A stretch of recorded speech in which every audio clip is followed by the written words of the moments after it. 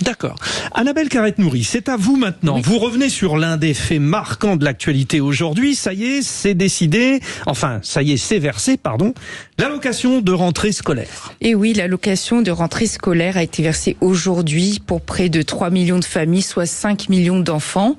Et dans les départements de Mayotte et La Réunion, les aides sont reçues le 4 août. Donc, ça concerne les enfants de 6 à 18 ans, issus de familles un peu dans des situations économiques plus complexes. Oui, il faut justifier d'un minimum de revenus. Voilà. Il y a un seuil que vous pouvez retrouver d'ailleurs sur le site de la CAF.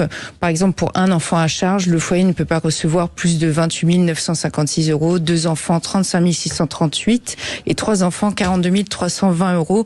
Les aides reversées par enfant se situent entre 420 € et 470 € selon l'âge de l'enfant.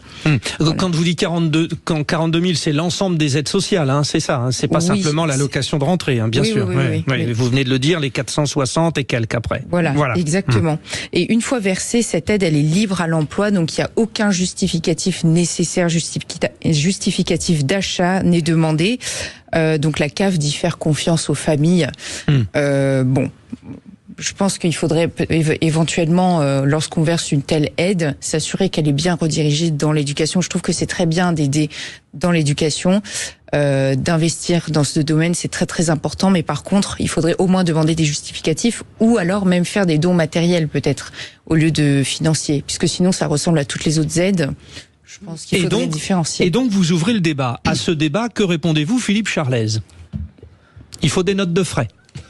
Moi, je dirais que je trouve que l'aide doit être restreinte effectivement aux familles modestes. Je veux dire, compte tenu. Oui, non, mais c'est pas ce qu'on dit.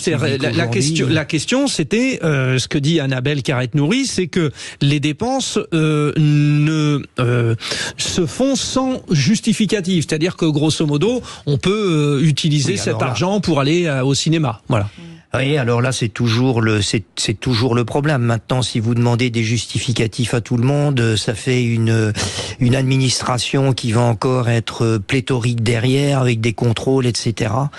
Qu'est-ce que vous proposez, des chèques des dons matériels aussi, c'est-à-dire que si on peut donner des cahiers, des sacs à dos, je sais pas, on peut ou partiellement ou totalement. Faut quand même faire.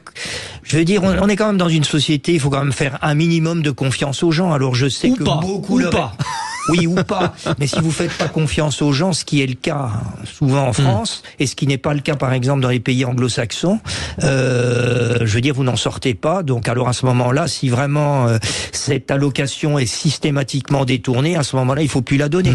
Mais je crois qu'à partir du moment où elle est donnée, faisons confiance aux gens. Déborah Schumann, vous en pensez quoi? Justificatif ou pas? Alors, justificatif, je trouve ça très compliqué, en effet très lourd administrativement, mais je pense que il y a des sites aujourd'hui qui existent où on peut faire des commandes scolaires et ça pourrait être sous forme de commandes, dans lesquelles on sait d'avance qu'il y a un panier pour la primaire, un panier pour le collège, etc. Et qu'en effet, il pourrait y avoir une partie libre et une partie un peu imposée.